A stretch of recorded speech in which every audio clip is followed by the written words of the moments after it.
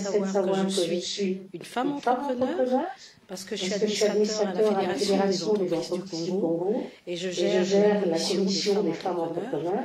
Je suis en même temps, au-delà d'être journaliste de formation, je suis une formatrice, et principalement dans le domaine de l'entrepreneuriat, dans le domaine du leadership, dans le domaine de la transformation, de la gestion de la trésorerie et de tant d'autres sujets dont on aura certainement l'occasion de parler ici. Voilà. Et merci de l'invitation à Madame Splendide Gavet. Merci à vous, ça s'applaudit. Honorable, à vous.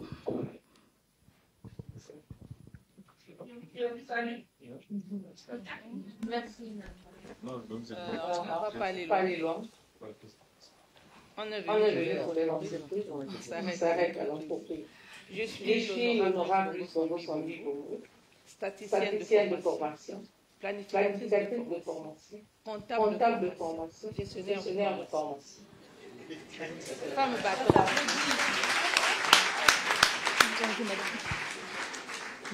Comme on n'a pas assez de temps, comme je vous l'ai dit, je suis ingénieur en statistique, ingénieur en planification, j'ai une maîtrise en banque et finance, master en planification des entreprises.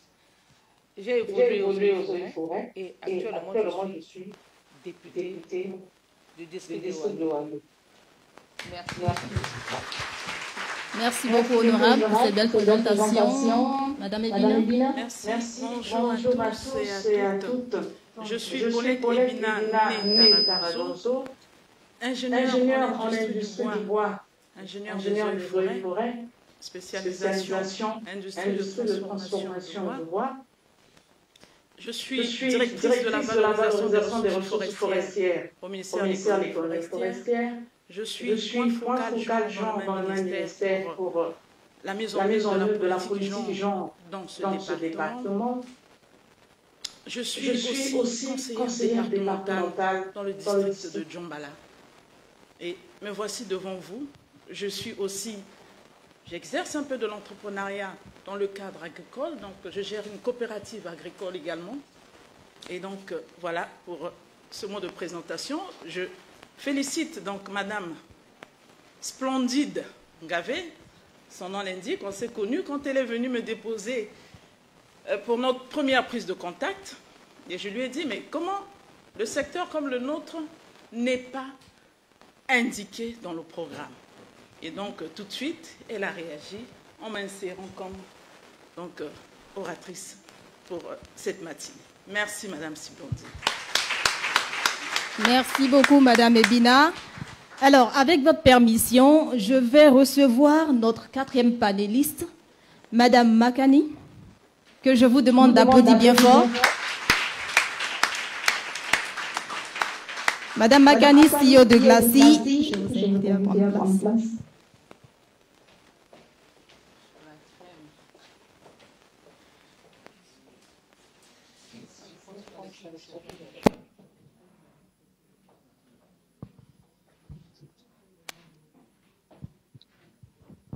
Bienvenue, Madame Makani. Nous sommes déjà lancés. Je vais vous laisser la parole pour vous présenter à l'audience. Qui est Madame Makani? Qu'est-ce qu'elle fait?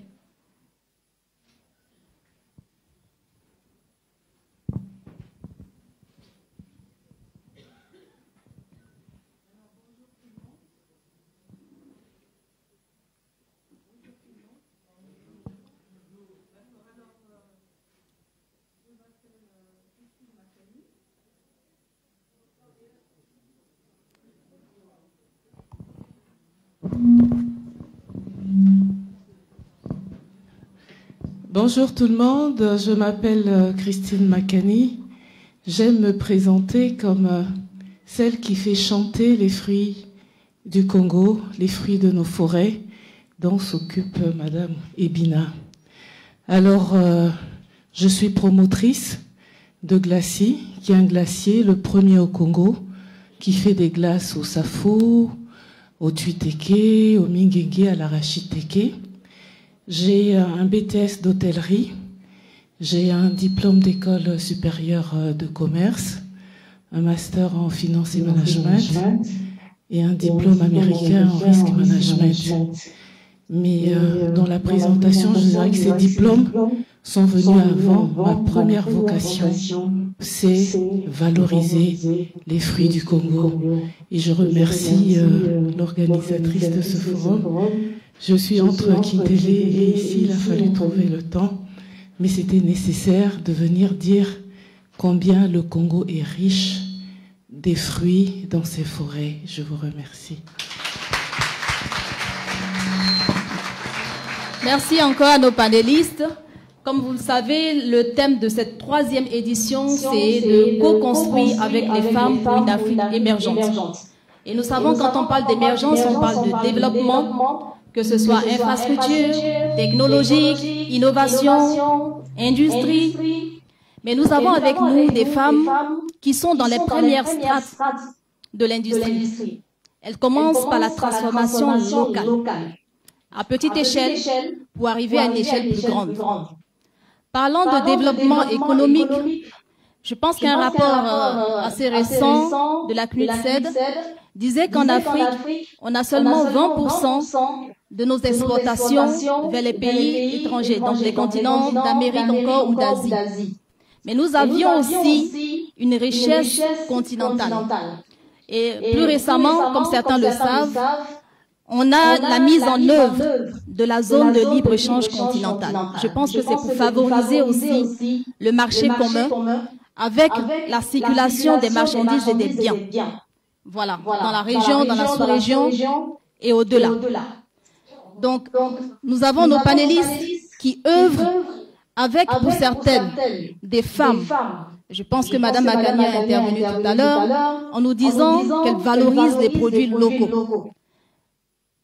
Est-ce que Mme Makani veut poursuivre dans son intervention et nous dire davantage comment ça se passe au sein de son entreprise Glacy, qui part des produits du terroir et en fait quelque chose de délicieux et de valorisant pour la culture locale. Mme Makani, c'est vous.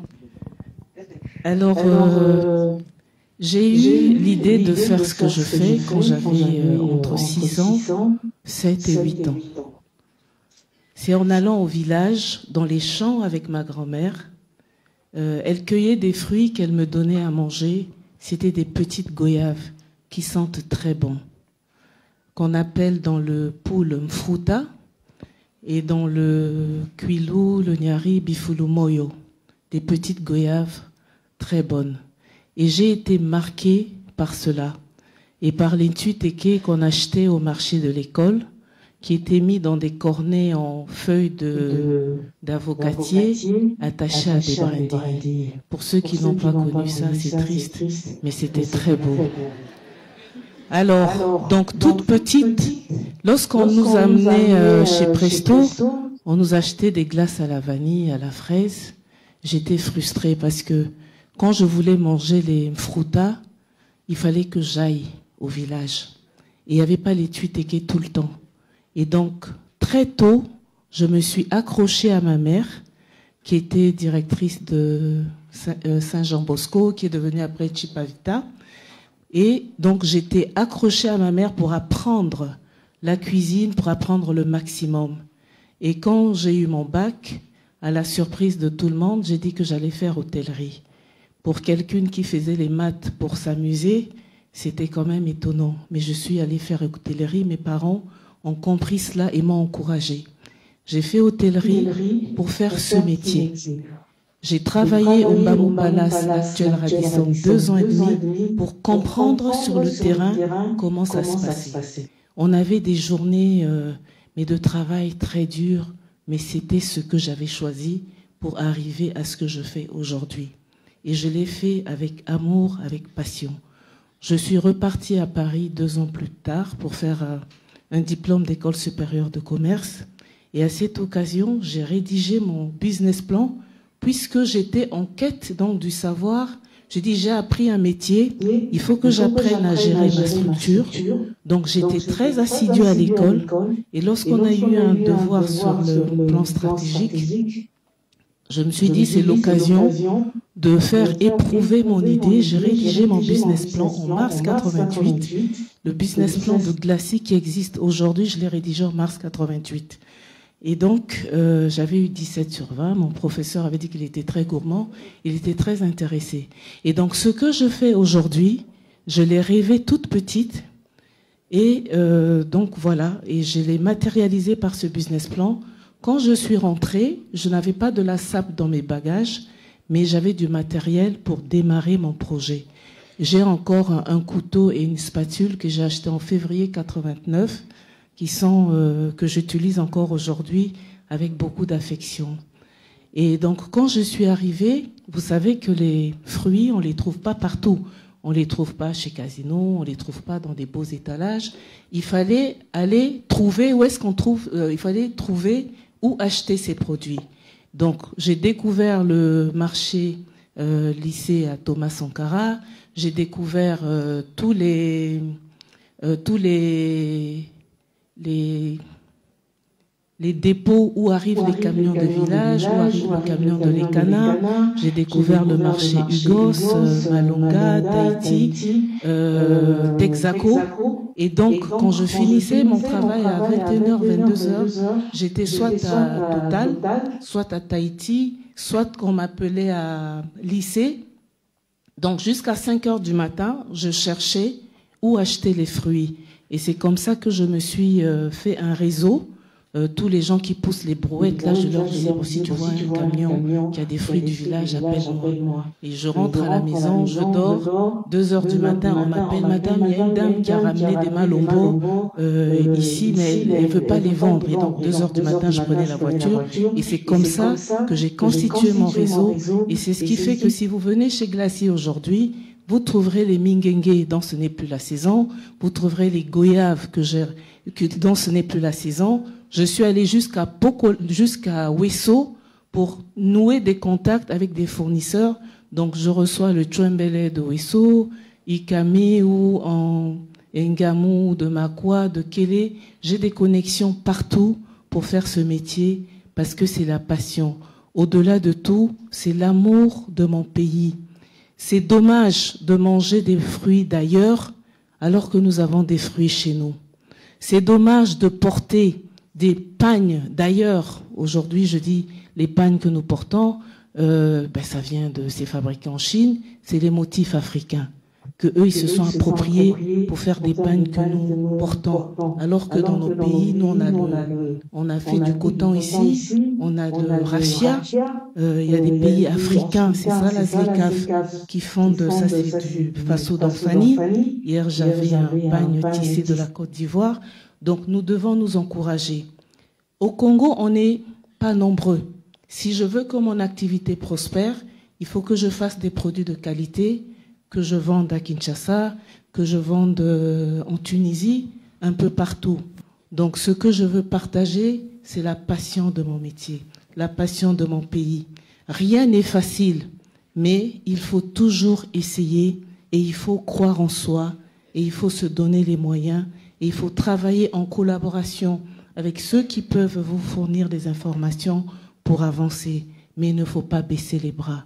En arrivant ce matin en route, je me disais, mais on a les bons petits poissons à la Léfini. Pourquoi on achète des poissons importés? Est-ce qu'il n'y a pas des Congolaises ou des Congolais ici qui peuvent décider que ils ont des connexions avec les mamans de la Léfini, là, pour aller chercher des poissons tous les matins et venir les vendre préparés ou crus. On a beaucoup d'opportunités. Beaucoup.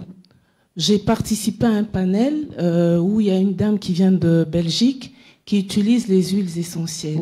Elle dit que les huiles essentielles, ça coûte excessivement cher. Vous ne pouvez pas savoir combien de fruits nous avons qui sentent bon. Lorsque j'ai du tondolo, c'est extraordinaire. Pourquoi on ne fabrique pas des huiles essentielles de tondolo? Pourquoi on ne fabrique pas des huiles essentielles de minguengue? Pourquoi on ne fabrique pas des huiles essentielles de lantana? C'est quand même extraordinaire. Merci. Merci, Madame Magali. Pourquoi on ne fabrique pas des huiles essentielles qui viennent du Congo et qu'on les exporterait au bout d'un temps? Merci encore, Madame Makani. On va partager l'expérience de l'honorable dans le cadre de ses activités coopératives et associatives. Vous allez comprendre ainsi les bases de l'industrialisation. Comment est-ce qu'on arrive à s'industrialiser? Parce que ça ne se fait pas du jour au lendemain. Nous avons des femmes qui mettent les premières étapes et qu'il est intéressant de connaître, d'écouter. Honorable, c'est à vous.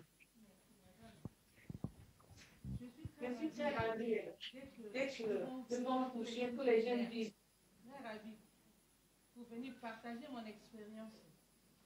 Moi, je suis une villageoise de la première catégorie. Qui aime bien la forêt, qui aime bien les champs.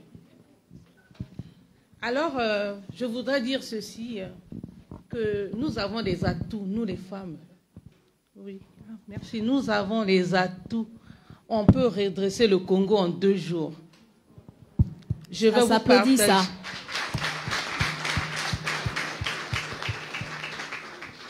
Je vais vous partager mon expérience. Pour être riche, pour être bien dans sa vie, il faut être patiente. La patience, je reviens sur ce mot, parce que c'est ce mot qui dit tout. Je suis politique, je suis députée du district de Ouando. Je ne donne pas la boisson aux gens, je ne fais pas danser les gens. Chez moi, ma politique est focalisée sur les travaux agricoles. Comment je fais? Je suis passée à Gomboma. Quand je vois la l'igname dite de Gomboma, je dis, mais pourquoi est-ce que ces ignames-là, nous sommes tous des Congolais, c'est la terre du Congo, est-ce que chez moi, ça ne peut pas passer? J'en ai acheté à 4 000. Je suis allée expérimenter. Ça a bien donné. Je suis allée tenter dans un village. Il y a une maman qui me dit, maman, cherche là où il y a un peu de sable. Tu verras que ça va bien donner. J'ai commencé dans un village Saba, ça a donné. Je suis allée maintenant dans le village Alembe, ça a donné. Moi, je dis non. Comme ici, vous connaissez déjà le produit, je change maintenant. Eux, ils ont continué à travailler. Je suis allée dans maintenant Ikongono et Olende. Ceux qui étaient à Ouando, pendant la journée de la femme, j'ai sorti 11 bégies d'igname de Gomboma.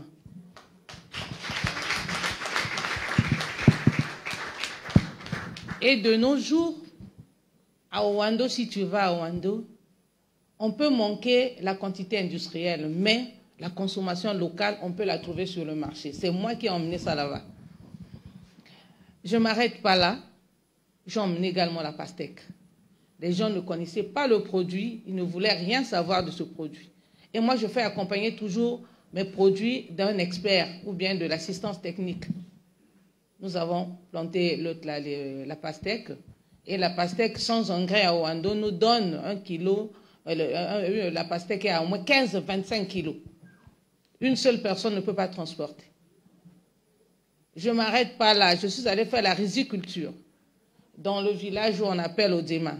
On a produit du riz. Là, nous, on est en difficulté parce qu'il y a la déforestation. On ne peut pas détruire les forêts. Donc, je suis en train de calculer comment faire pour amener du riz dans les savanes. Qu'est-ce que je fais de mon manioc? Je ne le vends pas. En fait, je le vends, mais à crédit. J'appelle les jeunes filles mères de la localité, plus les mamans et les papas de la localité. Chez moi, c'est la question du genre. Alors, on va au champ, tu prélèves la brouette. La brouette est vendue à 5 000, je la vends à 2 500. Sans argent, à crédit. Vous prenez la brouette du manioc, vous l'emmenez, vous la transformez. Vous pouvez faire le mongolais, vous pouvez faire le foufou, ce que vous voulez. Quand vous avez vendu, vous venez faire le versement, on vous donne la deuxième brouette. Que vous ayez 1 million, que vous ayez les 100 000, je ne donne pas mon manioc à ceux-là. Je donne le manioc à ceux qui n'ont pas l'argent pour leur permettre d'avoir quelque chose. Et c'est un peu de faire un petit commerce. Il y a aussi une manière, là, chez nous, là-bas, on appelle ça les mbenzé. Donc, c'est le manioc cru, on met dans les petits sachets. La brouette te donne 4 mbenzé. Et les 4 mbenzé, le mbenzé est vendu à 5 000 francs au village là-bas, ici c'est 22 000. Alors, si tu prends la brouette à 2500, le benzène vendu à 5000, tu as 4 benzènes, tu enlèves les 2500 de ma brouette, tu enlèves le manger et les pertes, tu peux avoir un petit bénéfice de 10 000 francs. Et de 10 000, tu peux t'acheter un sac de charbon. Tu vends ta porte. Quand tu vends le premier sac, il est fini. Si tu trouves un peu de bénéfice, prochainement, tu vas acheter maintenant des sacs. Nos petits sacs, là, les sacs que nous vendons le charbon avec. Ceux qui vont venir acheter le charbon vont acheter les sacs à côté de toi. Ou quelqu'un d'autre qui a les sacs peut venir rester à côté de toi. Nous peut-on vendre ces sacs et les gens vont acheter pour emmener du charbon. En dehors de ça, ma brouette de d'igname est vendue à 6500. Vous-même, vous voyez comment l'igname est vendu ici à Brazza. Je vends à 6500. Je vends toujours à crédit aux jeunes filles mères et aux garçons qui veulent travailler, bien sûr. Vous allez, il y a une petite là, elle va bouillir, elle coupe en morceaux, elle revend et elle a trouvé 21 000 francs. Les 21 000, elle dit, maman, moi mes 21 000 là, moi j'achète l'huile, je vends devant ma porte, je continue avec mon commerce d'igname.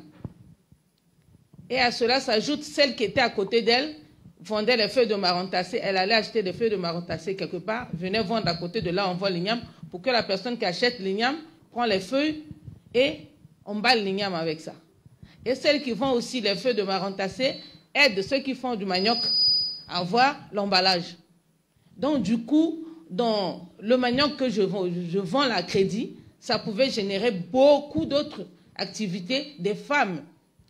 Une femme peut prendre son manioc, prend le mungwele. Pour vendre le mungwele, tu as besoin du fagot. L'autre, tu peux acheter le fagot chez l'autre. Et une autre aussi, tu peux acheter les feuilles de marron tassé. Donc, ça fait comme une chaîne. Mais moi, mon credo, c'est la terre qui ne trahit jamais. La terre ne trahit jamais. Effectivement, c'est ça. Parce qu'en dehors de... comment on appelle ça, en dehors des pastèques, du riz et de l'igname, moi j'ai fait de la tomate. Il y a la diversité. J'ai fait de la tomate et parfois je vous sors, pour un demi-hectare, je vous sors au moins 30 bidons. Et le bidon, il est vendu à 9 000. Si on prend 10 000 francs, 30 bidons, j'ai 300 000 francs.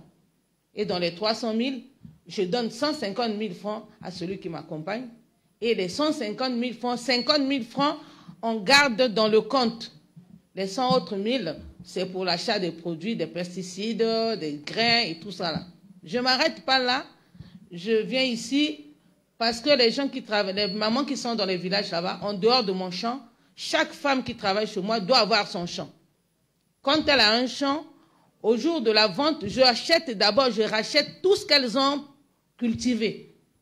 Je viens vendre. Donc je leur donne de l'argent, je prends tout ça. Je peux avoir le bénéfice ou pas. Moi, l'essentiel est que ces femmes-là aient quelque chose. Maintenant, quand elles ont fini leur production, je vends maintenant ma production. Maintenant, qu'est-ce qu'on fait de ma production? Je divise mes hectares en deux. Si c'est 2 hectares, je divise en 2. Celles qui ont travaillé, elles ont 1 hectare. Moi-même, j'ai 1 hectare. Mon hectare, là, c'est pour me permettre d'acheter le carburant, de louer les véhicules, parce que là-bas, l'accès est vraiment difficile. C'est comme ça que je fais. Maintenant, quand elles travaillent, il faut leur trouver juste le café et un peu de sucre. Le reste du riz et tout ça, là, ça ne compte pas dans l'activité. C'est comme si je leur achetais la bière. Du coup, tout le monde s'intéresse à ça. Et tout le monde voudrait faire la même chose. Je prends à témoin Mme Akani. Ce qu'elle dit là est vrai. Parce que je fais obstacle quelque part de son activité. J'ai du citron. J'ai fait la pépinière quelque part dans un village. J'utilise la journée de la femme. J'utilise le 15 août. J'utilise des journées de l'arbre. Tous ces événements-là, je les utilise pour faire mes activités agricoles. Donc, pour le reste, on aura le temps d'en discuter. Merci beaucoup, honorable. C'est magnifique. Et comme vous le dites, la terre ne trahit pas. Et j'apprécie énormément la manière dont vous arrivez à générer de la richesse. Parce que l'honorable, avec son activité, n'est pas encore à un stade d'industrie.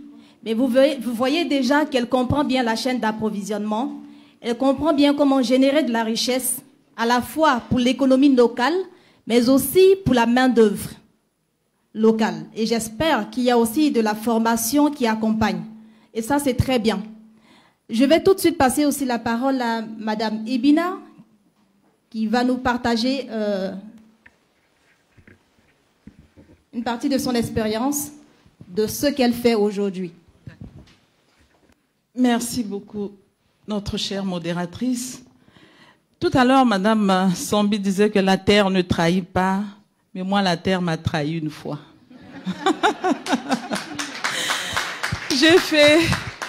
J'ai fait en 2021 une plantation sur 2 hectares d'arachide, sur une terre appropriée pour l'arachide, dans le district de Djambala, il y a un village qu'on appelle Kiali, mais je n'ai même pas eu un sac. Donc la terre m'a trahi une fois. Alors moi, mon expérience, je ne suis pas trop ancrée, surtout sur les coopératives. J'ai commencé en 2018 à mettre en place les coopératives dans le district qui n'existait pas. J'ai mis les femmes. Donc la seule femme pratiquement qui gère une coopérative, je suis parmi celles-là. Et donc mis les femmes à profit. Elles ont également leur champ comme chez Madame Sambi, chacune d'elles a son champ. Mais les mettre en coopérative, je leur ai expliqué le bienfait des coopératives, c'est de booster l'économie, d'avoir plus de production. Parce qu'on dit toujours, il y a un adage qui dit, un seul doigt ne peut pas laver toute une face. Ensemble, nous pouvons développer l'agriculture. Donc, pour moi, c'était de les mettre en coopérative. J'ai mis une coopérative agricole dans un village qui a la spécificité de l'arachide, du manioc, malgré leur champ. Également, dans le village natal de mon père, qu'on appelle Ossa, j'ai mis également une coopérative. Je suis allée plus loin sur la route des Bala, sur la route de Mbon, pour ceux qui connaissent la République du Congo, Mbon et Bala. Sur cette route, vous trouvez beaucoup d'éléphants. Donc, ce sont les éléphants qui ravagent beaucoup plus les cultures. Les gens sont en difficulté. Je leur ai dit, mettez-vous ensemble. Donc, je les ai mis ensemble pour booster donc notre agriculture, pour que, ensemble, avec les appuis que nous pouvons recevoir de l'extérieur, nous allons développer notre agriculture. Et donc, je suis rentrée dans cette phase. Je suis allée au ministère de l'Agriculture me faire immatriculer. Donc, j'ai un agrément pour prétendre avoir des aides au niveau des fonds que nous pouvons avoir.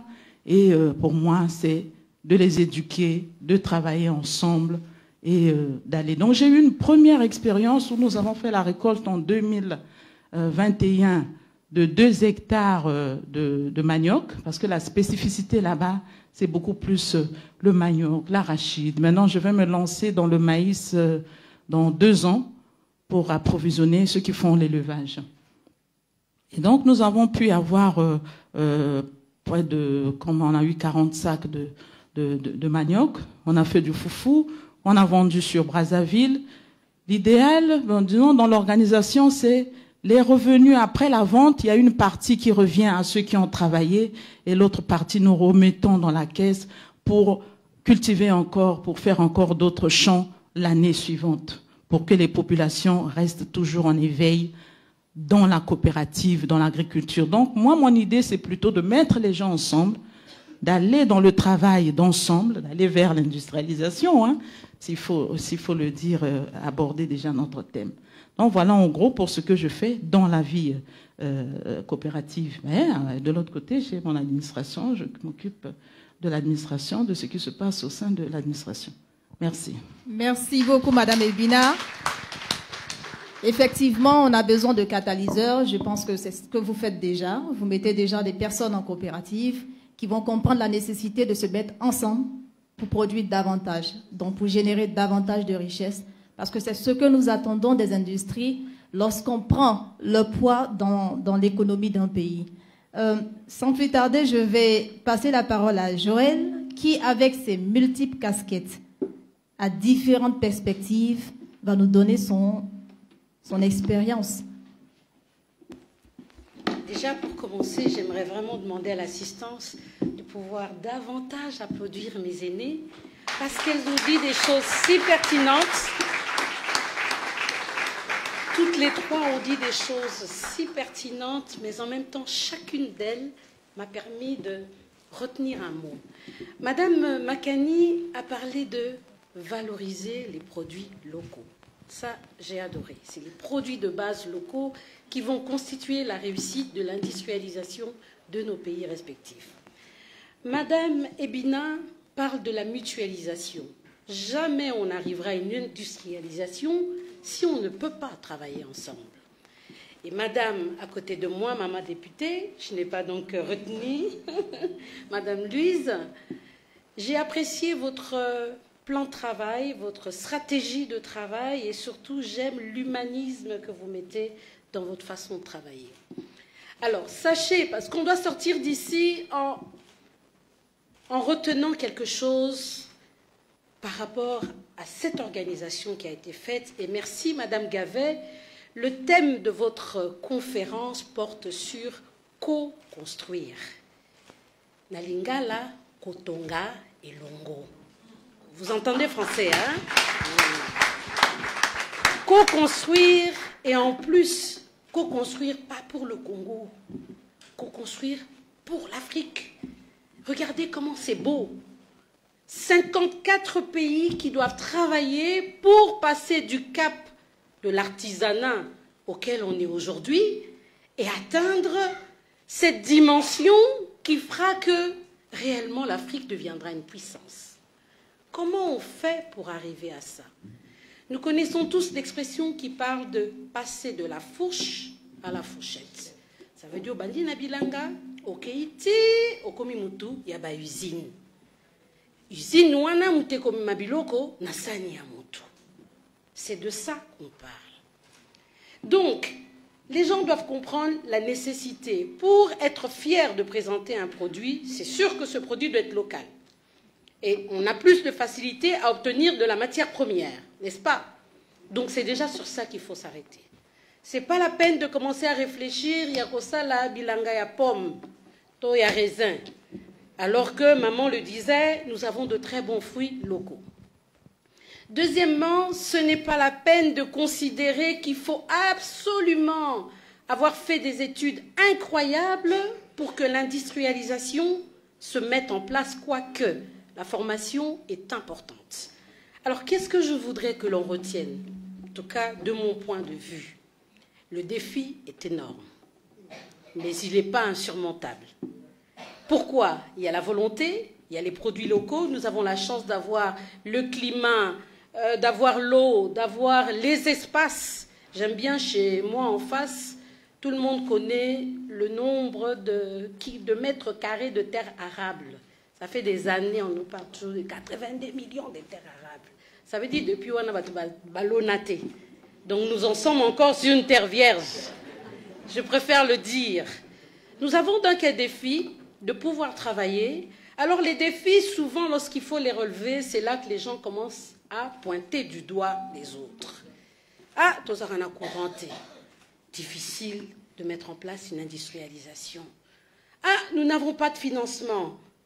Je ne sais pas ici, mais chez moi en face, prêter de l'argent à des agriculteurs, vous pouvez oublier, ça n'existe quasi pas. Ça veut dire que les agriculteurs doivent eux-mêmes penser à mettre en place des fundraising, des financements privés, trouver un cousin, un oncle, un chéri, une fille, mais en tout cas, il faut trouver quelque chose, des moyens pour pouvoir mettre en place une activité agricole pérenne. Donc le défi est encore double. Mais là où ça devient quelque chose de surmontable, c'est lorsque les gens se mettent ensemble. Parce qu'ensemble, les compétences sont diversifiées. Vous avez la terre, moi j'ai les outils. Vous avez les outils, ben moi j'ai le transport. Vous avez le transport, mais vous savez que je suis forte en communication. Vous n'avez pas d'argent, moi j'ai les réseaux. Je sais qui contacter, on dit chez moi, koza nambongo, koza na batu, et leki koza nambongo. Ce sont toutes ces compétences mises les unes à côté des autres qui vont nous emmener à l'industrialisation. Et c'est une industrialisation qui est tant attendue, qui est tant espérée, mais dont on parle encore sans jamais y arriver encore. Alors, à côté de ça, l'industrialisation, je voudrais que vous sachiez aussi qu'il y a quand même des écueils aujourd'hui. On va y arriver, on espère y arriver, il faut trouver le matériel pour monter l'usine. L'avantage, c'est que ça crée de l'emploi, ça valorise les compétences internes, on fait les compétences de la main-d'œuvre. On se rend compte qu'un tel a plus de compétences dans l'utilisation d'une machine de transformation, l'autre a plus de compétences dans la réparation même de la machine, parce que lorsqu'on utilise des engins, il faut penser déjà à leur maintenance, mais aussi à leur remplacement très rapidement. Mais les écueils, c'est quoi? C'est qu'aujourd'hui, l'Afrique n'est plus fermée. Nous parlons tous de la zone de libre-échange continentale.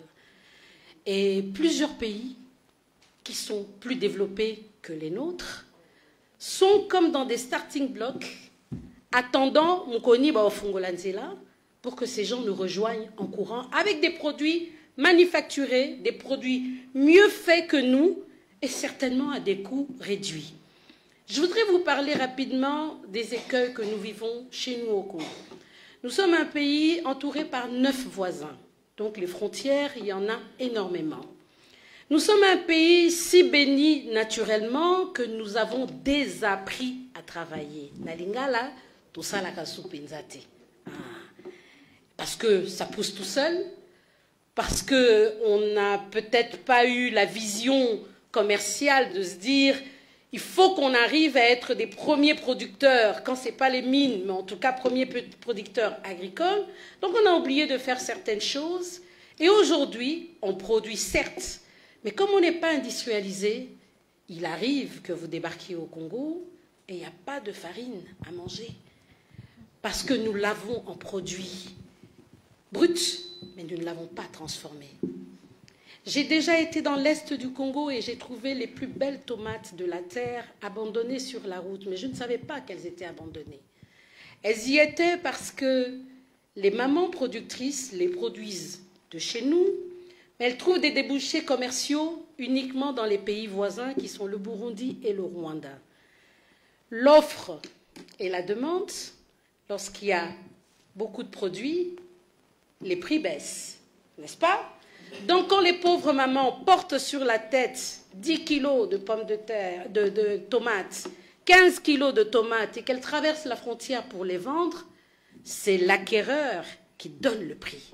Alors le Rwandais va les regarder en disant « Maman, bassin là, il y en a combien ?»« Non papa, vous vendez à combien? 50 ? Non, non, non, je n'ai que 4 $ pour vous. À prendre ou à laisser. » Et souvent ces mamans fières, dignes, reviennent avec le produit et le déposent à la frontière. Et c'est là que j'ai vu ces tomates qui n'appartenaient plus à la personne. Parce que la maman, elle ne saura plus rien en faire. Elle en a déjà qui l'attend dans son champ, mais elle refuse de le laisser en face parce qu'elle ne veut pas avoir travaillé pour rien. Ça, c'est une responsabilité que nous devons prendre. Alors, je crois que les politiques qui devraient être formulées, parce que Mme Gavet disait qu'à la fin, il y aura des recommandations qui monteront vers les autorités compétentes, il faudrait que nous militions pour que vraiment, au-delà de la production agricole qui se fait, que réellement des industries se mettent en place. Les industries, nous ne sommes pas encore en mesure de produire nous-mêmes nos engins. Quoique, si on fait déjà des machines à foufou, on fait déjà des machines yako, vous appelez ça mboto, pour faire mboto, ça veut dire qu'on a déjà la capacité pour pouvoir produire à plus grande échelle. Mais aujourd'hui, il faut se mettre ensemble, comme disait maman, aller acheter du matériel en Chine, à Dubaï, et revenez produire pour que ça ne pourrisse plus dans nos champs, pour que les prochaines récoltes ne soient pas des pertes pour les producteurs, et pour que demain, nous soyons fiers, comme on a appris au Nigeria, de voir un Dangote qui aujourd'hui est celui qui a la plus grande usine de production, d'abord raffinerie, mais aussi usine de production de tomates, usine de production de ciment. On a du sable, on a de la terre, on a tout, mais on n'a juste pas les moyens.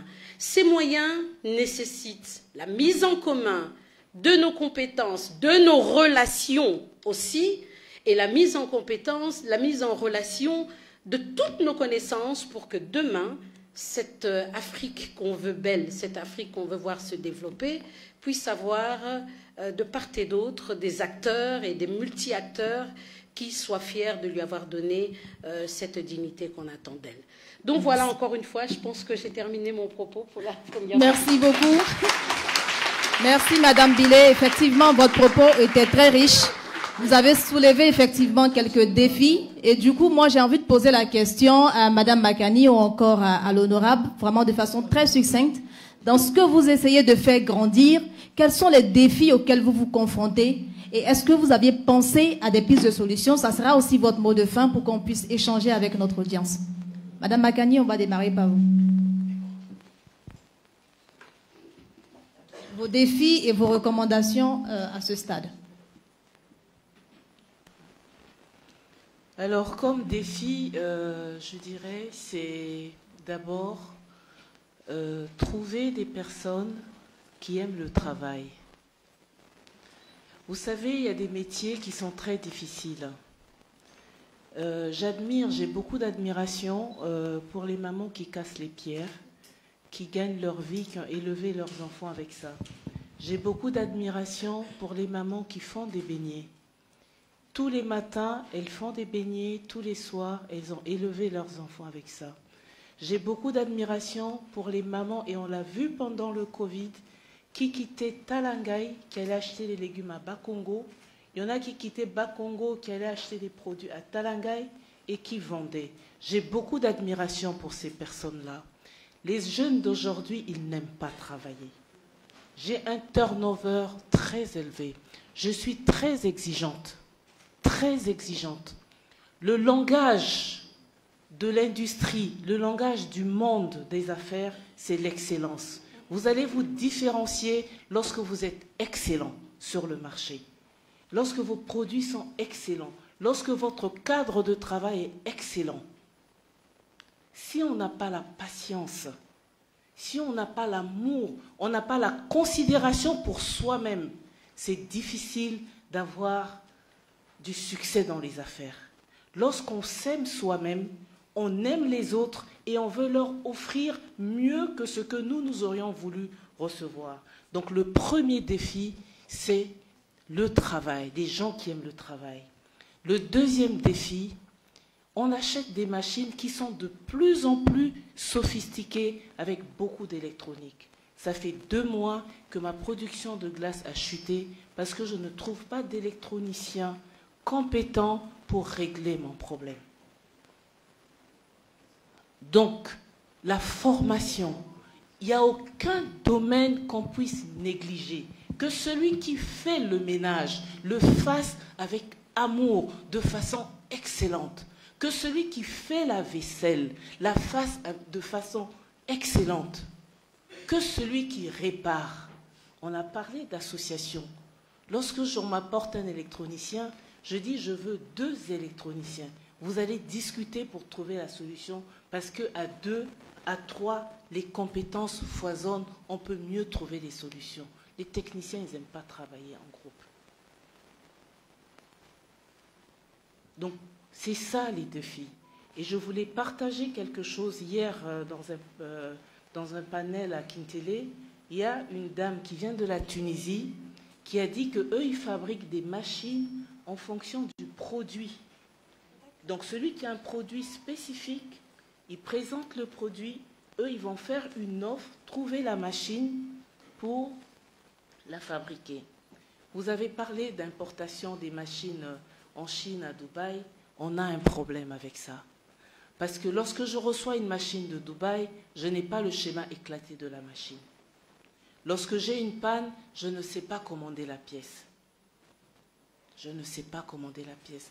Donc lorsqu'on achète des machines, c'est aussi tenir compte de ça. Mais plus que jamais, on a besoin de tous les métiers, des bons mécaniciens, des bons électroniciens,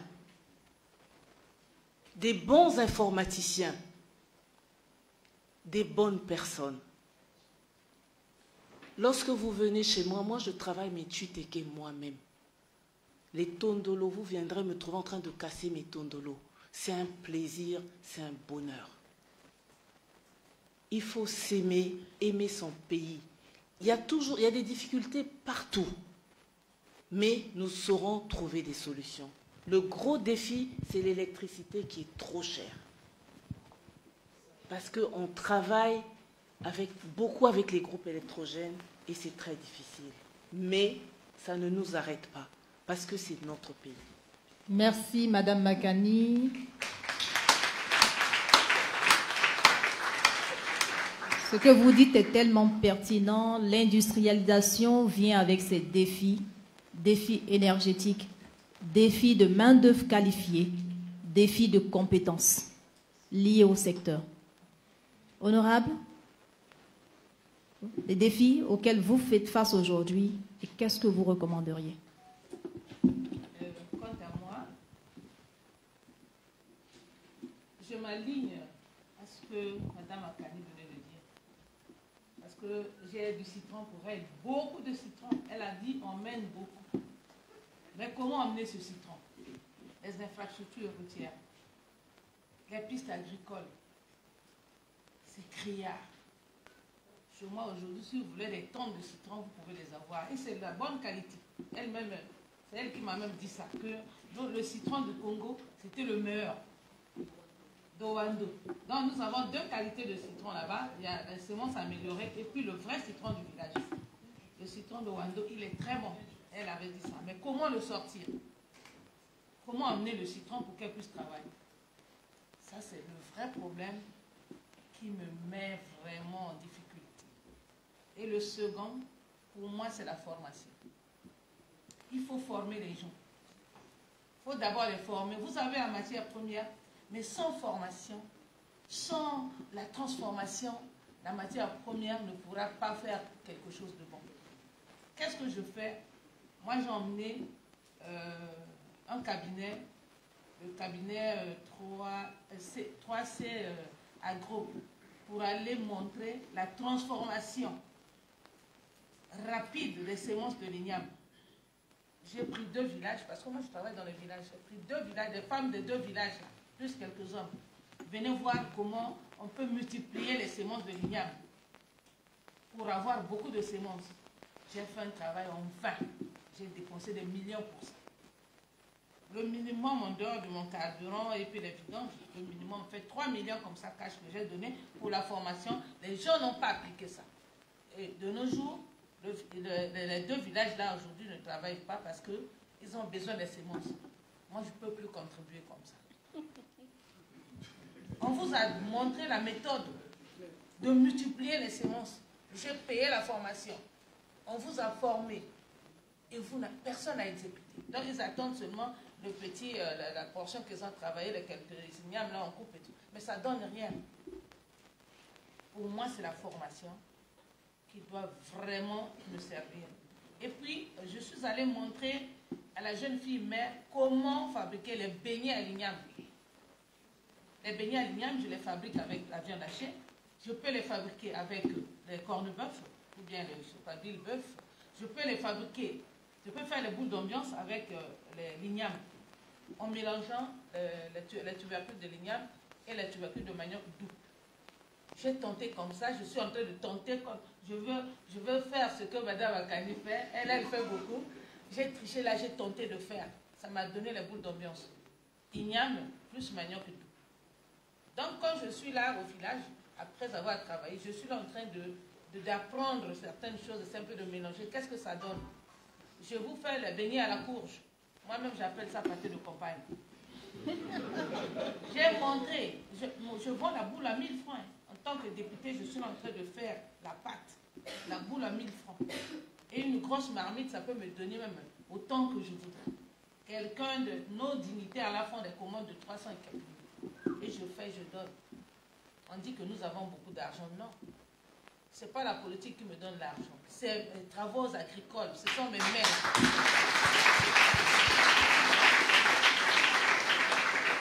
J'ai emmené une partie, j'ai déposé, j'ai dit à les femmes, enfin aux filles qui avaient étudié, j'ai dit voilà, la matière première est là. Voilà, 5 000 francs. Chacun de vous pouvait prendre au moins un quaquer de courge pour aller tenter de faire ça. Personne n'a essayé. Je suis venue à Brazzaville, je suis repartie voir mon stock. Je l'ai vendu. j'ai transformé, j'ai vendu. Donc, pour moi, le défi, c'est celui-là. La formation, le transport, et les gens doivent être assidus. Une femme doit aimer le travail. Préparer chez une femme doit être une passion. Une femme doit aimer le travail, une femme doit aimer apprendre, une femme doit s'exécuter pour lever le défi. Là. Le défi, c'est nous, les femmes, là, il faut que nous aimons le travail. Nous n'aimons plus le travail. Nous aimons la roue. On aime trop la facilité. Donc, c'est ça qui fait que moi, mon défi, c'est celui-là, la formation de la jeune femme, pour que la jeune femme accepte de travailler et les infrastructures, là, vraiment les pistes agricoles, si on peut me les arranger, pour que je fournisse du citron à Mme Makani. Merci beaucoup, honorable. Ce que vous dites est très vrai parce que les études ont montré que 70% du coût de revient d'une marchandise est imputé au transport. Donc, avec l'industrialisation, effectivement, l'accès aux routes, l'accès aux voies, sinon les voies d'accès même, que ce soit à un port ou à l'intérieur du pays, est très important. Donc, on a un défi d'infrastructure, que ce soit routier ou portuaire, ou encore, pour celles qui vont réussir à produire davantage, tout à l'heure, Mme Billet disait qu'il y a des moments qui laissent les tomates en bordure de route, mais vous vous rendez compte que c'est parce qu'elles n'ont pas d'espace d'entreposage. Voilà, donc ça aussi, ça contribue à se développer, à s'industrialiser. Les espaces d'entreposage sont très importants. Merci beaucoup. On va passer à Mme Ebina pour son mot de fin. En tant que catalyseur, j'imagine que vous faites face aussi à des défis. Bon, qu'est-ce que vous recommanderiez? Qu'est-ce que je recommanderais? Tout a été pratiquement dit. C'est par le travail. On a besoin de la formation. Il faut renforcer les capacités de personnel. Il faut les former. Il faut les infrastructures. Il faut l'eau. Il faut l'électricité pour aller vers l'industrialisation. Pour moi, il faut assainir aussi le climat des affaires.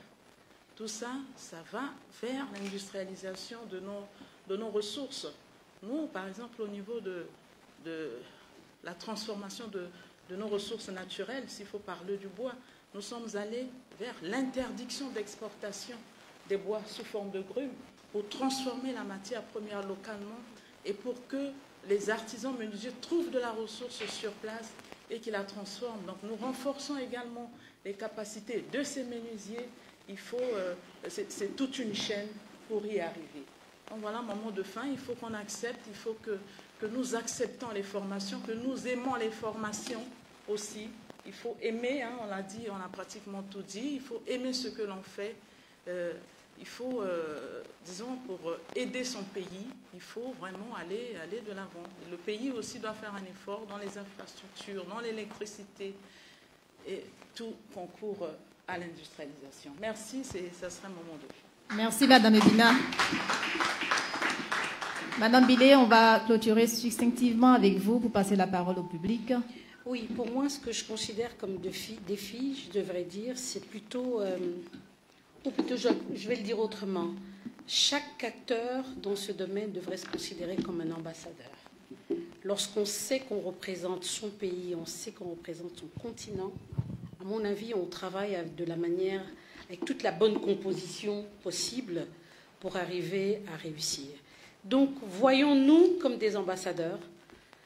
À chaque fois que l'on produit, à chaque chaîne de valeur et de distribution, se dire que je vais donner le meilleur de moi-même, je vais permettre... Il y a des pays où, quand tu vas, on sait sentir le patriotisme et la fierté d'appartenir à cette nation. C'est des choses qui nous ont quittés d'une certaine manière.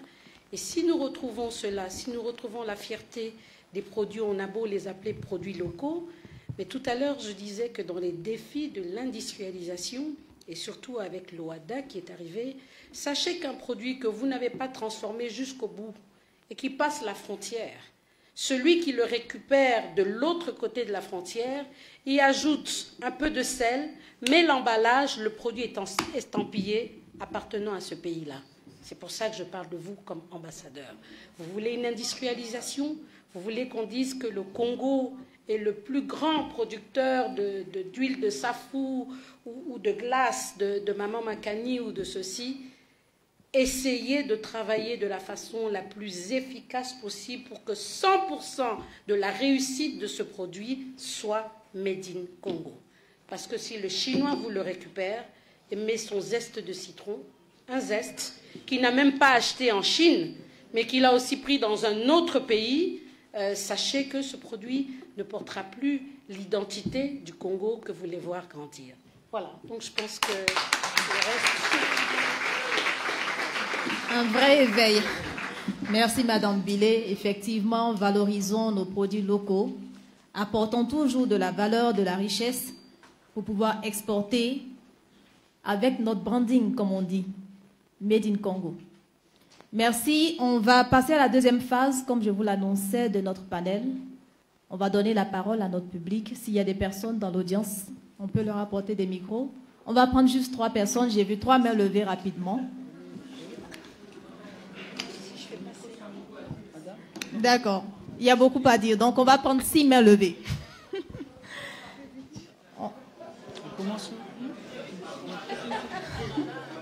Oui, on y va. Vous avez un micro pour...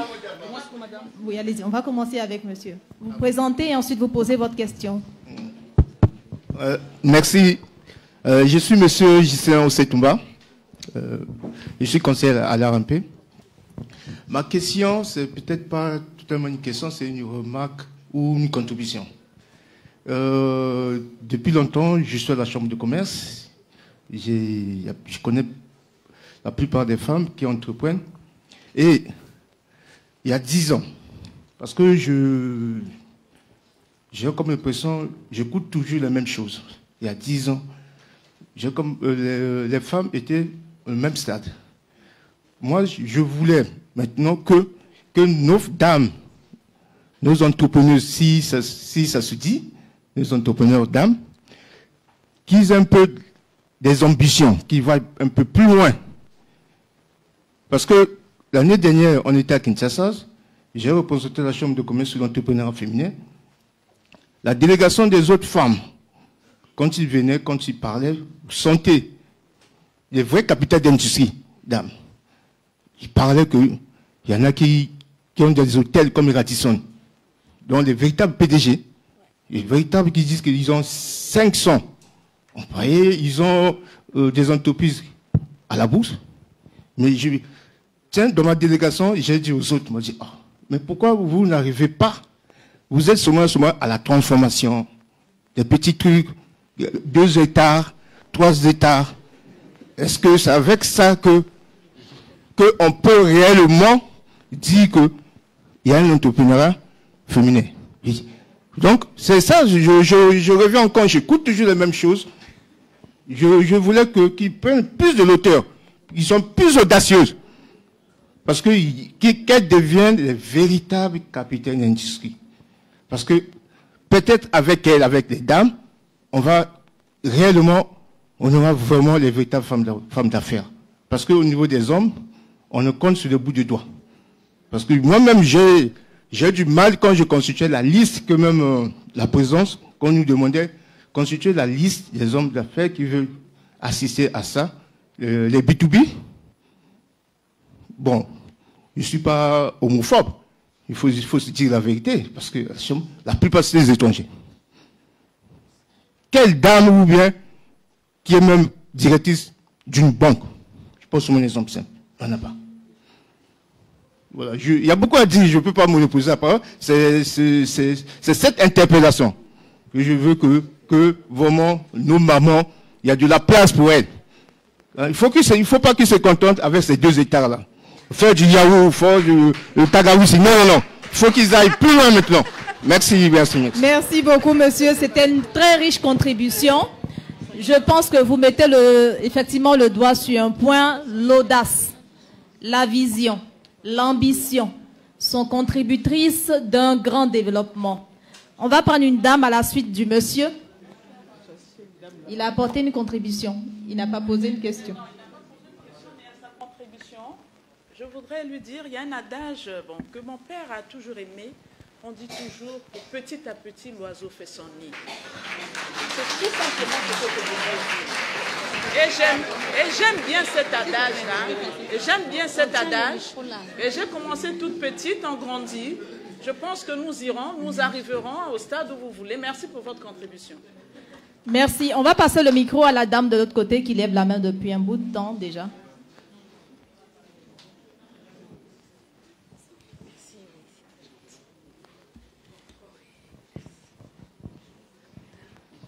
Bonjour à tous, merci de m'avoir accordé la parole. Votre nom, s'il vous plaît.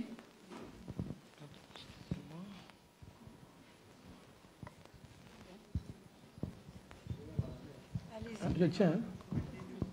Bon, comme ça. Je suis Madame Noélie Nguenoni. Je représente l'Association des anciens étudiants du Maroc. Et ma remarque, ça sera peut-être une contribution par rapport à ce qu'a dit le monsieur. Et quand j'ai écouté un peu concernant le secteur agricole, industriel, moi je pense qu'au Congo, nous avons l'habitude de travailler individuellement. D'où nous n'évoluons pas. Pour moi, ma proposition, c'est que nous devons constituer des coopératives. Nous mettre sous forme de coopératives, comme en Afrique de l'Ouest, et à ce moment-là, nous allons évoluer. Quand l'honorable parle de, par exemple, elle forme les gens, elle a formé les gens, mais après, il faut les mesures d'accompagnement. Parce que tout le monde n'a pas le même niveau scolaire. Imaginez-vous, vous formez des personnes, par exemple, analphabètes. Mais après, il faut accompagner. Une formation doit être accompagnée. Et si elle fait des actes de façon individuelle, ça ne va pas évoluer. On sera stagné, comme a dit le monsieur, on sera toujours stagné là. Si nous formons des coopératives, à ce moment-là, nous aurons des hectares à produire. Voilà ma contribution. Merci. Merci pour cette belle contribution, Madame Noélie. D'accord. L'honorable va apporter quelques éclairages rapidement, 1-2 minutes. Merci Madame Nguenoni pour la contribution.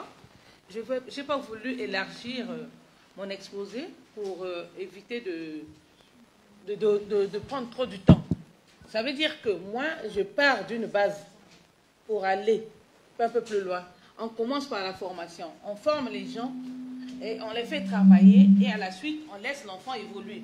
Et c'est dans les villages où les gens doivent se regrouper, travailler en groupe. Ça, c'était le langage, si je ne me trompe pas de l'année, je pense que c'est l'année dernière, où on devait, la ministre de la Femme nous avait demandé d'entretenir les femmes dans ce sens-là. Ça n'a rien à voir avec ce que nous disons aujourd'hui là. Ici, on est en train de regarder l'agrégat. Parce que si tu n'as pas formé les gens, tu ne leur as pas donné la matière, ces gens-là ne peuvent rien faire, même si on leur donne beaucoup.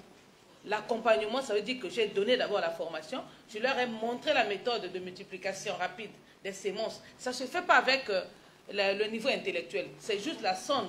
Tu prends l'igname, tu coupes en morceaux, tu mets la sonde, tu laisses sécher, tu mets dans un bidon ou bien dans un espace donné, tu verses de l'eau, 2 semaines après, ça pousse et vous allez planter. Ça n'a rien à voir avec le niveau intellectuel. Mais moi, je vais les accompagner. En quoi faisant? Pour ceux qui font les arachides, quand il y a beaucoup de sacs là-bas, nous en les vendons ailleurs. Le ligname, aujourd'hui, nous avons des partenaires. Ouesso, Makwa, Brazzaville, ici, il y a beaucoup de députés qui ont demandé pour aller vendre dans leur circonscription. Donc, on a déjà beaucoup de clients. Là-bas, le travail aussi, en amont, ça doit se faire comme ça aussi. Merci beaucoup pour la contribution. Merci, honorable. On va prendre 3 contributions simultanément. D'accord. On va d'abord prendre la dame en jaune, ensuite le monsieur en vert. J'ai vu la main levée depuis longtemps. D'accord. La dame, oui. Vous également, s'il vous plaît. Oui, lève-toi.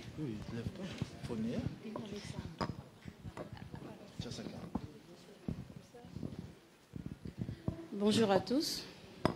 Bonjour. Ma question est posée On peut avoir à votre madame. nom d'abord, s'il vous plaît? Ah oui, je suis mademoiselle Cilia Basséné. Je représente le FONEA. Ma question est celle-ci, je la pose à madame Ibombo. Tout à l'heure, elle nous a dit que la terre l'avait trahi en fait. En fait, j'aimerais savoir, et qu'est-ce qu'elle a fait pour regagner confiance à la terre, pour ne pas baisser les bras et d'aller en avant. Elle a juste parlé de la coopérative, elle a mobilisé les femmes et tout autre, mais qu'est-ce qu'elle en a donné et, en fait, quelle a été sa motivation pour se remettre encore à la terre et continuer à faire ce qu'elle est en train d'entreprendre aujourd'hui? Merci beaucoup pour votre question. On prendra une deuxième et elle va revenir là-dessus plus tard. Oui, le monsieur en chemise verte, s'il vous plaît.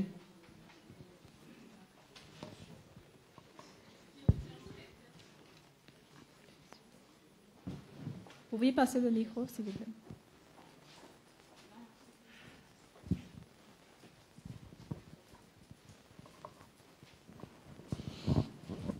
Bonjour à tous et merci de m'avoir accordé la parole.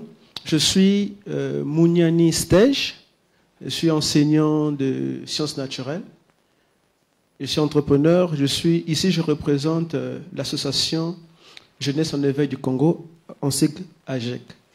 Bon, j'ai une question, mais avant d'aboutir à ma question, j'aimerais d'abord apporter une contribution. Au fait, ça me fait mal lorsque les gens disent qu'au Congo, les jeunes sont paresseux. Ça me fait vraiment mal. Et j'aimerais dire, au fait, on se trompe. Les jeunes ne sont pas paresseux, mais ils sont désorientés.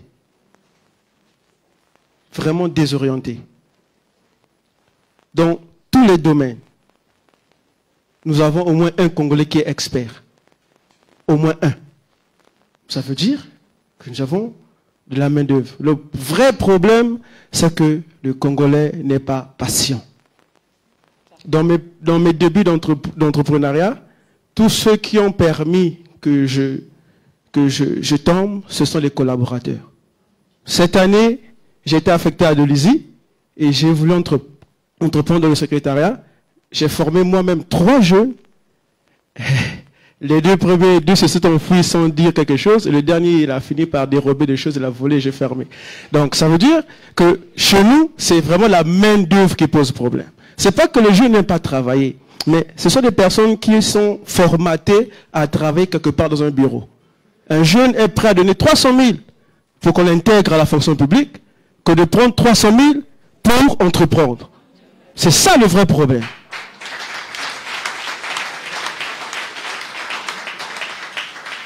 Donc, je crois que avant de donner confiance à quelqu'un, il faut d'abord reformater le système nerveux de chaque Congolais.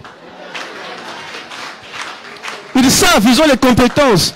Ils ont les compétences, ils ont tout ce qu'il faut. Mais sauf que le cerveau, il y a un problème. Il y a un problème au niveau du cerveau. Et ma question, c'est, je suis dans ce domaine depuis... J'assiste à plusieurs conférences. J'ai l'impression qu'on dit les mêmes choses, ça ne change pas. Mais est-ce que ce n'est pas possible vraiment qu'on se retourne vers du vrai coaching, du mentorat? Parce que je crois qu'il n'y en a pas chez nous. On dit à quelqu'un, va faire, va faire, va faire. Mais parfois, ceux qui disent, va faire, ils n'ont rien. Mais est-ce qu'on peut aller avec du vrai mentorat? Madame Christine, c'est la 2e fois que je l'entends. Et toutes les fois que je l'entends, elle me motive, elle me donne beaucoup. Elle rallume la flamme d'entreprise qui est en moi.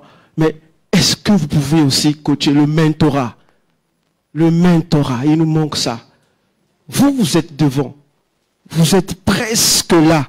Mais il faut que vous ayez des disciples aussi. Merci beaucoup pour votre question. Est-ce qu'on peut mentorer? On va prendre la dame juste à côté de... Oui, allez-y. Pour votre question.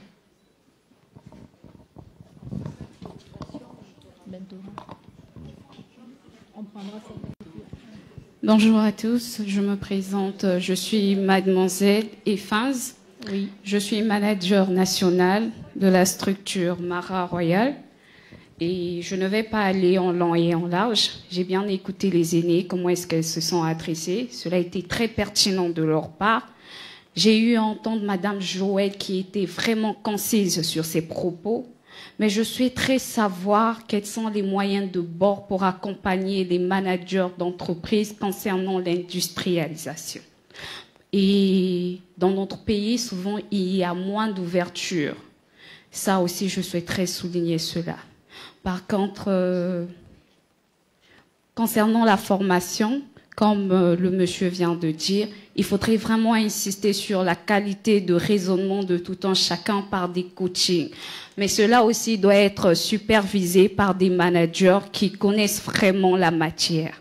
Donc je souhaiterais vraiment que l'on me remette vraiment un retour concernant les moyens de bord d'accompagnement sur les managers qui veulent vraiment entreprendre sur l'industrialisation. Merci beaucoup. Merci pour votre intervention. On va prendre la... Je vais revenir dans cette rangée, mais je termine avec la dame, oui, en jaune, s'il vous plaît.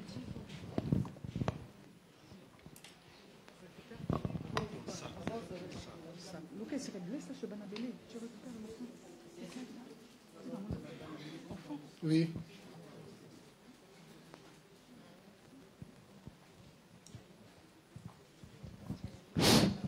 Oui, je suis Madame Léna Judith. Je pose la question à Madame Louise. Comment est-ce que tu fais pour conserver tes tomates?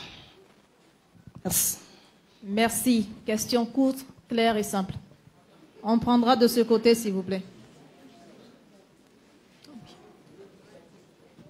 On peut envoyer le micro de ce côté, s'il vous plaît.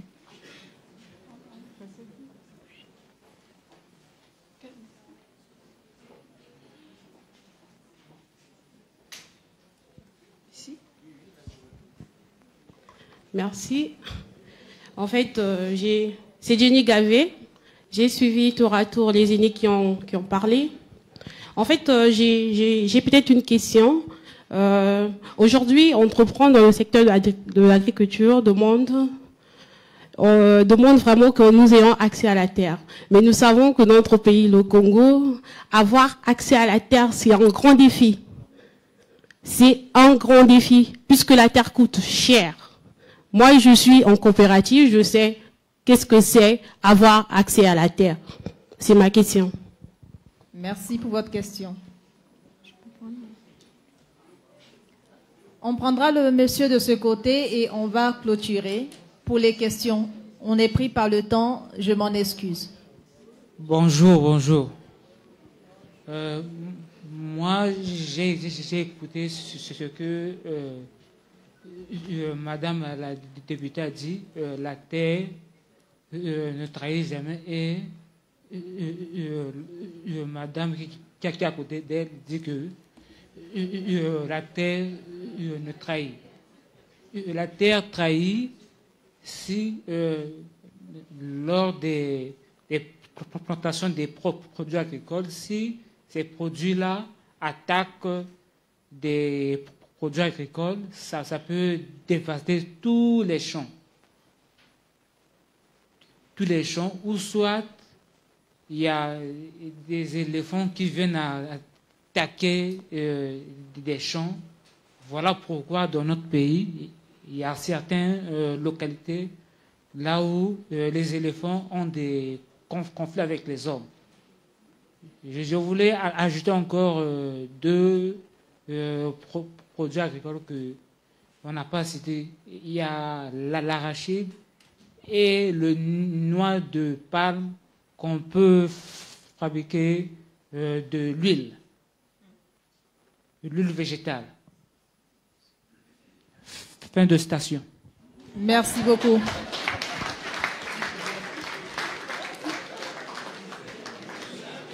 Bon, une femme pour clôturer à l'occasion de la Journée internationale de la femme africaine. Madame, on va vous prendre.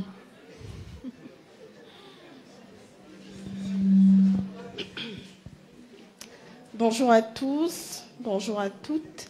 Je suis Madame Sarah Adoua, je suis juriste et attachée au département partenariat public-privé et promotion du secteur privé à la primature.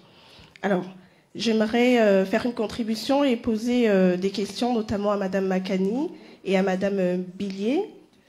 Mais avant tout propos, je ne peux pas passer sans rebondir sur ce qu'a dit le monsieur tout à l'heure, qui m'a particulièrement titillée. Alors, déjà, il faut savoir que les femmes ne sont pas passives. Les femmes sont actives. Je pense que c'est peut-être cette manière de voir les choses qui nous amène à tenir encore aujourd'hui des conférences pour parler du monde avec les femmes, co-construire ce qui devrait être une normalité. Parce que nous faisons partie de la société, nous sommes des forces vives de cette société et on ne devrait même plus, et je pense avoir à tenir des conférences pour inciter les sociétés à fonctionner avec les femmes.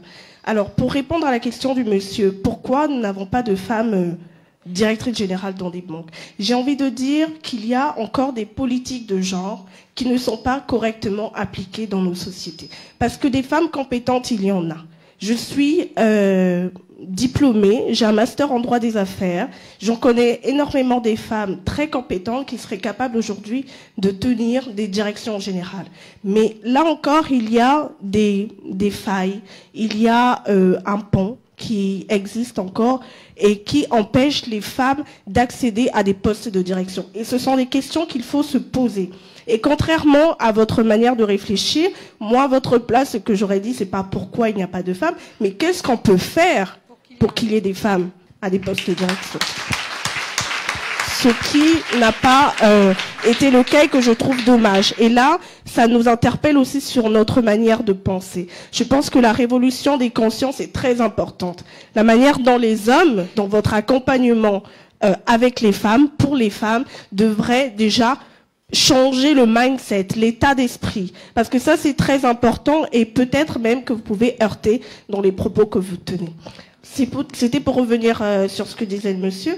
Concernant ce que les dames ont eu à dire et que je trouve très pertinent, et je vous remercie beaucoup pour ça, mesdames, vous avez parlé, Madame Bélier, vous avez toutes parlé de l'industrialisation, l'arrivée de la ZLECAf, l'ouverture des frontières, et il faut se dire la vérité, l'arrivée de la ZLECAf va permettre à des pays compétitifs de gagner le marché. Mais aujourd'hui, est-ce qu'on considère que le Congo est un pays compétitif? Est-ce que nous avons des produits compétitifs? Madame Makani, lorsqu'on parle de compétitivité, on parle également de normes de qualité, d'hygiène et de sécurité. Mais aujourd'hui, il est difficile de garantir ces normes au Congo. On trouve beaucoup d'entrepreneurs qui ont des petites entreprises, des jus, des tomates, enfin, tout ce que vous voulez, et qu'on transforme les produits locaux. Mais sont-ils certifiés? Est-ce qu'aujourd'hui, avec l'arrivée de la ZLECAf, seront-ils capables de faire face au marché international? Donc, c'était ma question pour Madame Makani. Et pour Madame la députée, j'apprécie énormément votre élan d'humanisme et de solidarité à l'endroit des femmes et des habitants de votre district. Mais j'ai envie de dire que pour parler industrialisation, il faut déjà se mettre à l'esprit qu'il faut passer de l'informel au formel. On ne peut pas parler d'industrialisation en demeurant dans l'informel. Aujourd'hui, ces femmes que vous aidez, c'est très bien, mais quelles sont aujourd'hui les initiatives que vous mettez en place dans votre vision d'industrialisation pour permettre à ces femmes de passer du secteur informel au secteur formel? Troisième point, et c'est peut-être une contribution, et que j'appelle également à mettre, je ne sais pas, sur le rapport pour des propositions, c'est qu'aujourd'hui, lorsqu'on parle du secteur privé, on ne prend pas souvent en compte la difficulté que les entrepreneurs rencontrent à passer du secteur informel au secteur formel, parce que ça coûte cher. Il faut le dire. Aujourd'hui, pour créer un établissement au Congo, on le dit de manière officielle, 100 000 francs, mais il y a énormément de paperasse qui s'en suivent, de démarches administratives. On arrive à près de 200 000 francs. Alors, 200 000 francs, c'est certainement pour certaines personnes un budget qui permettrait de débuter une activité. Alors, comment pouvoir permettre ou initier, inciter des personnes à passer du secteur informel au secteur formel lorsque le montant est exorbitant? Et si je ne me trompe pas, Madame Billier, en RDC, nous sommes aux alentours de $50, $60 de ce que j'ai cru comprendre. Et dans d'autres pays, c'est encore beaucoup moins cher que ça. Donc je pense que c'est un point sur lequel il faudrait quand même s'appuyer pour favoriser, pour mettre un pas en avant vers l'industrialisation éventuellement. Voilà, je vous remercie. Merci pour votre contribution. Eh bien, nous avons relevé quelques questions auxquelles les dames vont se prêter rapidement, de façon très succincte. Comme je disais, nous sommes pris par le temps. Il y a une dame qui vous a posé la question de savoir, vous aviez dit que la terre vous a trahi. Comment est-ce que vous aviez retrouvé la motivation pour repartir à nouveau et catalyser d'autres personnes? C'était à Madame Ebina qui avait perdu la confiance. C'était Madame Ebina. Madame Ibombo. Oui. Et Madame Ebina. Je ne l'avais pas trahi. C'est Madame Ebina. Non, c'est pas grave, c'est pas grave. C'est moi. Non, je voudrais juste lever l'équivoque pour dire que dans tous les domaines, il y a toujours un cas particulier et un cas général. Dans les projets, vous avez toujours imprévu. Dans les mathématiques, on a toujours parfois des cas particuliers. En comptabilité, nous avons la réserve. Donc ça se passe partout comme ça. Si je suis la terre qui ne trahit jamais, mon credo c'est celui-là, mes projets c'est aussi la terre. Mais elle a observé quelque chose. Mais moi également, quand je le fais, ça m'arrive. Parce que si tu n'as pas de pesticides, parfois les fruits, là, les citrons ou bien les pastèques, et on les ronge par des insectes. Hein? Donc, c'est normal. Et quand on peut pas toi, quand tu te blesses avec ton couteau, tu jettes le couteau parce que tu t'es blessé avec ça. C'est aussi ça aussi, c'est l'adage. Bon, de grâce, je vais continuer. Je continue. Je complète. Attends que je termine pour que... Il y a Madame Judith Lena. Elle m'a parlé de la conservation de la tomate. En posant cette question, Madame, je suis très contente de toi. Et toi-même, tu sais que c'est la bête noire ici au Congo. On n'a pas encore eu la méthode de conservation. Nous, on fait seulement mettre dans les congélateurs. Et au village là-bas, ce que j'ai appris à mes paysans, c'est de mettre ça dans l'huile. On grille la tomate, on met dans l'huile et chaque fois, on prend un peu. Mais ce n'est pas une méthode industrielle. C'est juste une petite conservation liée à la quantité que nous pouvons trouver. Mais à la longue, pour qu'il y ait des industries, il faut que la production soit grande. Mais non, là, on ne peut pas parler. Dans les villages, là-bas, on peut parler de l'industrie parce que la production n'est pas celle qu'il faut. Mais de temps en temps, comme on est passé de 2 hectares, on va à 5 hectares. Mais moi, j'ai déjà des preneurs qui ont des machines, qui veulent faire le foufou de Dignam. Comme ils ont des machines, je préfère être leur fournisseur. Et je vends à ceux-là, ils font le foufou. Moi, je vends la matière première. Et il y a quelqu'un aussi qui a dit pour le partenariat public-privé. Vous savez qu'une chose est vraie ici au Congo, hein. Quand vous posez les questions là, je suis ravie parce que vous connaissez les réponses vous-même. Vous faites exprès. Ben oui, les réponses, on les connaît. Hein? Quand tu le dis, tu connais déjà la réponse. Et de tout ce que tu as dit, c'était juste des contributions. Il y a une place aussi. Le rendement. Quelqu'un qui avait parlé du rendement? Non, on n'avait pas de questions sur le rendement. Pour la formation ou bien des choses comme ça. Voilà. Oui, mais ce n'était pas adressé, c'est adressé à Mme Makani, donc on va y venir. Est-ce que Mme Ebina veut réagir sur la motivation quand elle avait perdu? Comment est-ce qu'elle a réussi à retrouver la motivation? Tout à l'heure, qu'est-ce qu'on a dit? On a dit qu'il ne faut pas baisser les bras, il faut toujours aller de l'avant. Donc, je n'ai pas baissé les bras. Je me suis dit que certainement, c'était peut-être les graines qu'on avait prises qui n'étaient pas bonnes. Et donc, j'ai changé de culture. Et cette fois-ci, j'ai fait du manioc. Et là, ça donne. Donc, dans une année, je vais récolter donc, mon manioc. Donc, dans toute chose, on a dit, on le redit, qu'il ne faut pas baisser les bras, il faut toujours continuer, il faut toujours insister. C'est comme aujourd'hui avec les hommes, quand vous draguez les femmes, est-ce que vous laissez au premier coup? Non, vous insistez toujours, vous insistez parce que vous l'aimez. Et vous aussi, si vous aimez ce que vous faites, vous allez insister jusqu'à avoir le bon produit. Voilà ce que je voudrais. Merci beaucoup, Madame Ebina. On a parlé de mentorat, il y a le monsieur qui demandait, qui disait déjà que vous l'inspiriez. Mais au-delà de ça, est-ce que vous êtes prête à coacher, à accompagner via le mentorat pour le permettre de réussir davantage? Madame Makani. J'ai participé l'année dernière au programme des visiteurs internationaux pour le leadership, qui est un programme du département d'État américain. Et dans ce programme, vous êtes l'ambassadeur de votre pays. On a parlé de patriotisme aussi. Et lorsque je suis rentrée de ce programme, j'ai dit que je veux avoir le drapeau du Congo chez moi, parce que je suis fière de mon pays. Nous avons parlé de la culture des jeunes. Vous savez, le travail, il faut l'aimer. Il faut aimer le travail. Le travail où on l'aime ou on ne l'aime pas. Où on est quelqu'un de propre ou on est quelqu'un de pas propre, ou on est quelqu'un de franc, ou on est quelqu'un de pas franc.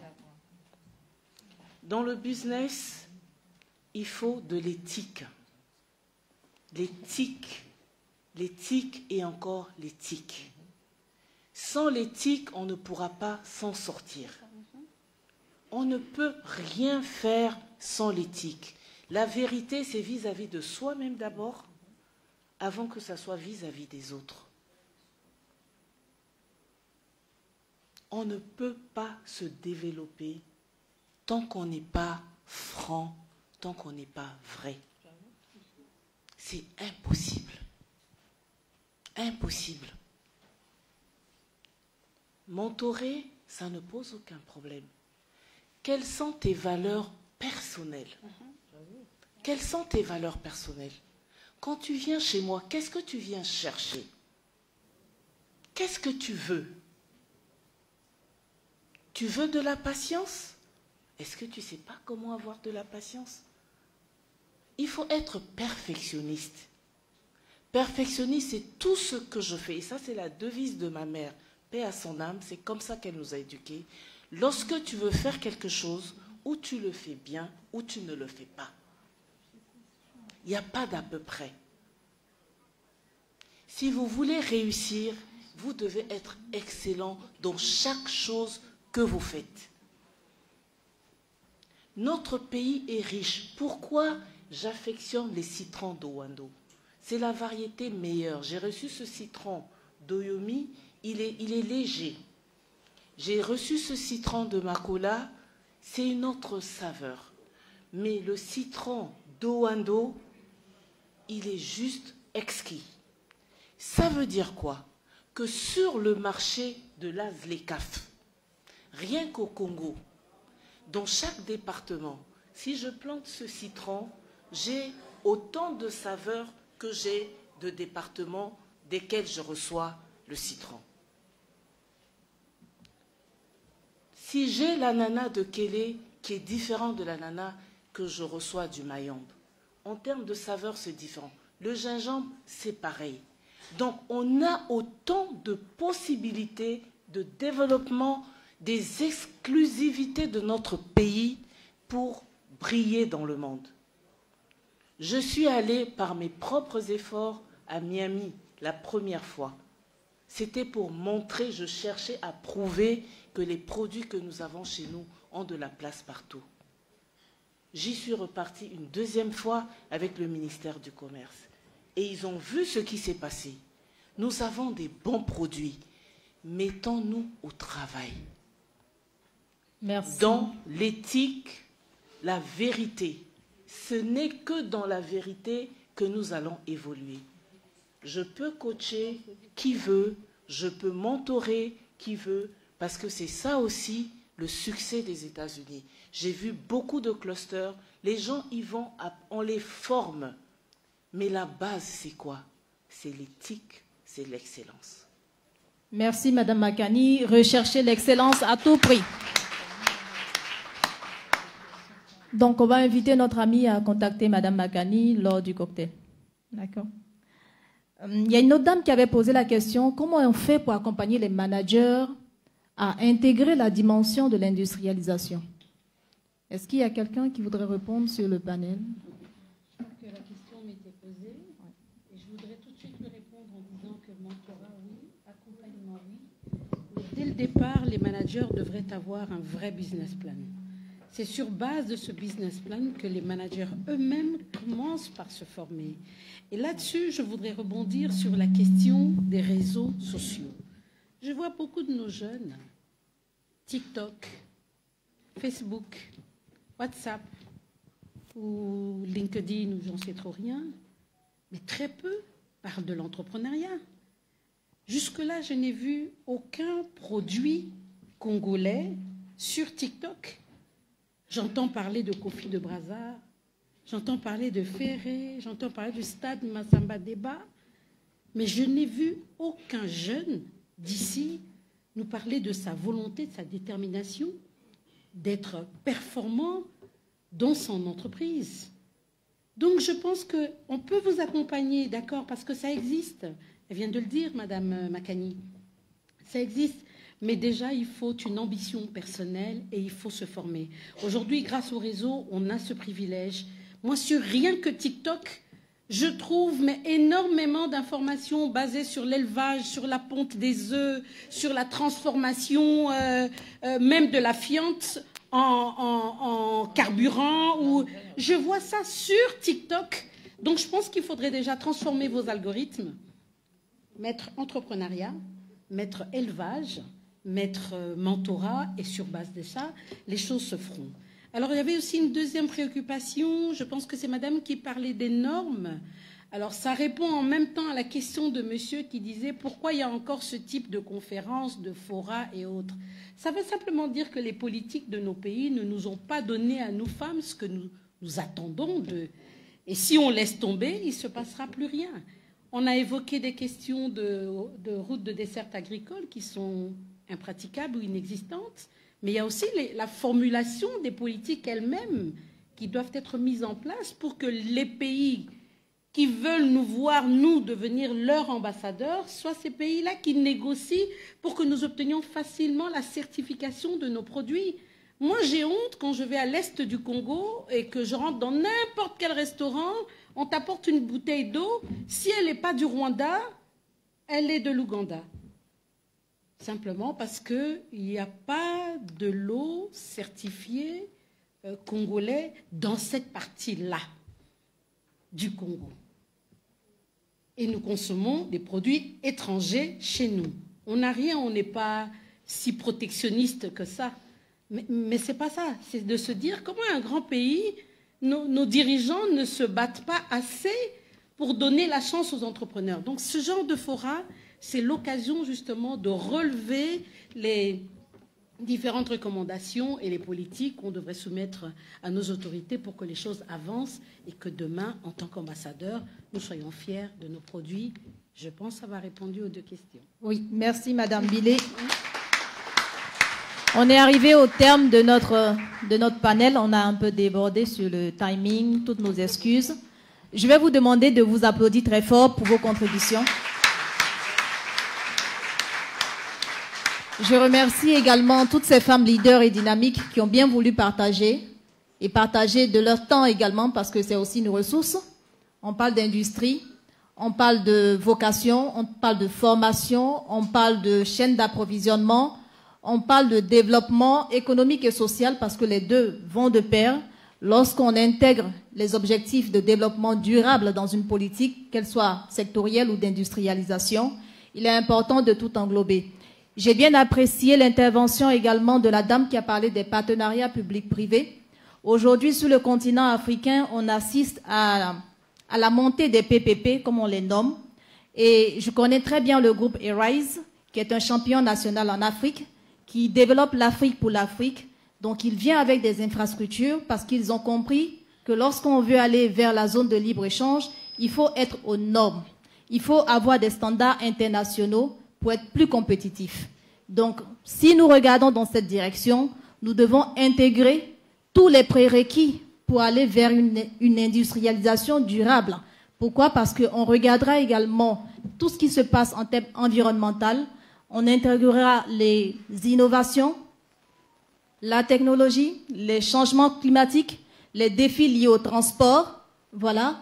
Et tout ceci va nous permettre effectivement d'asseoir notre industrie localement, bien évidemment appuyée par les politiques, et que ce soit des politiques sectorielles ou industrielles, mais aussi par les politiques commerciales. Et moi, je vais vous remercier pour ce temps que j'ai passé ici.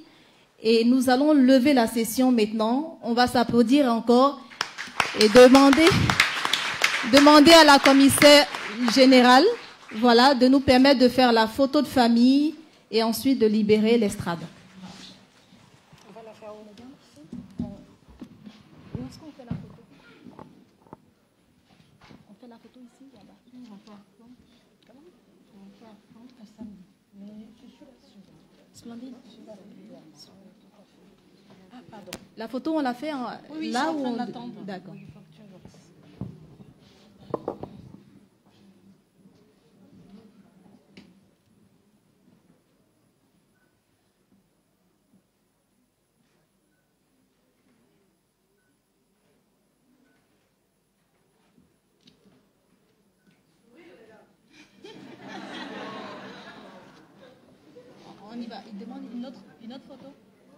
une dernière photo. Splendide.